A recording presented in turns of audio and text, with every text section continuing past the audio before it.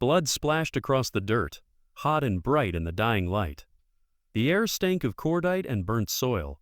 The team was pinned in a narrow valley, their bodies pressed low behind scattered rocks as rounds tore through the air, snapping against stone. One of the SEAL cursed under his breath as his rifle clicked empty.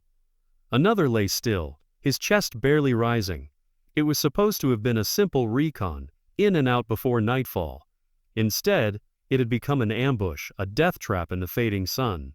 Rourke pressed his face into the dust, tasting grit, his lungs burning with the effort of staying calm. His radio was silent now, the last frantic transmission cut off mid-sentence. The enemy had high ground and numbers. Every move drew fire.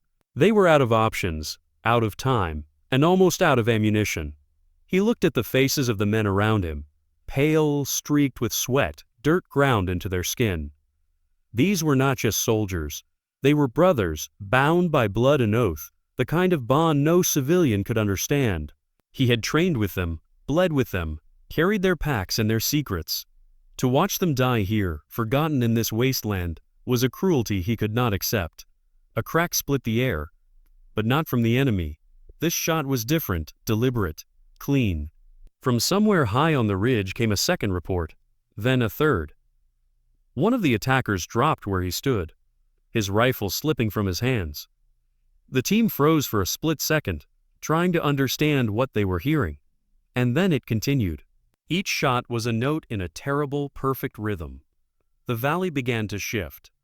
The enemy fire faltered, then broke as men screamed orders in a language the SEAL had learned to fear. Someone out there, someone they hadn't seen, hadn't known was there, was cutting them down one by one, methodically, as though the battlefield were nothing more than a range. Rourke dared a glance upward. He couldn't see the shooter, but he knew the angles, knew the discipline it took to make shots like that under this pressure. This wasn't luck. This was a ghost on their side. The team rallied. Cover fire grew bolder. A medic crawled forward to drag the wounded back toward a shallow depression, where they might survive long enough for an evac. Their fear was no less, but something had changed. Where there had been despair, there was now the smallest, hardest edge of hope. Rourke's mind, even as it fought for survival, couldn't stop turning over the question. Who was up there? Why were they helping? Hours earlier, beyond that same ridge, a lone figure had been lying in the dust since dawn. Morgan, a sniper once counted among the best, now a ghost in her own right, had been shadowing this sector for weeks. She was supposed to be gone from this war. Her service finished, her debt paid, but something had kept her here, something that had never let her rest. The knowledge that this valley was a graveyard waiting to happen. She had heard the ambush long before she saw it, heard the panic on the comms, the sudden burst of fire that told her everything had gone wrong.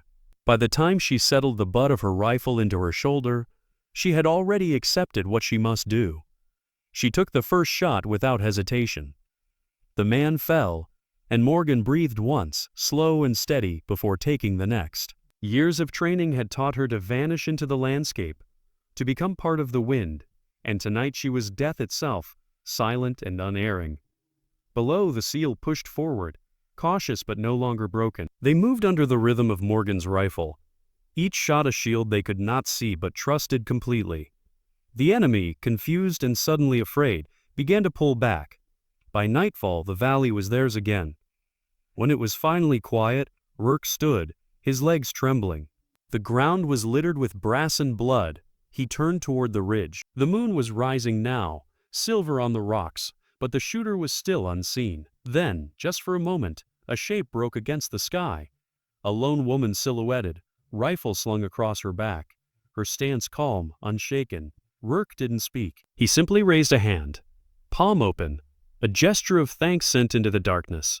The figure on the ridge paused, then gave the smallest nod before vanishing back into the night.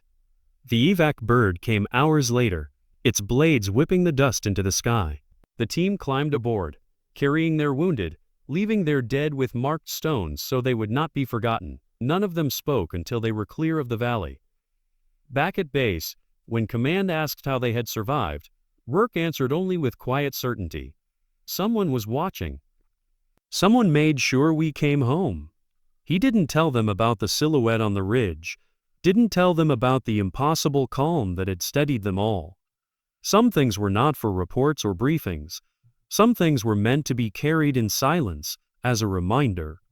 Morgan stayed out there for days after, watching the valley, ensuring no one came back to lay another trap. She did not need thanks or medals, or even for the men below to know her name. She had been one of them once. That was enough. When she finally left, the ridge was quiet again. Just wind and stone and the memory of what had happened. The SEAL who had lived would go on to other battles, other wars.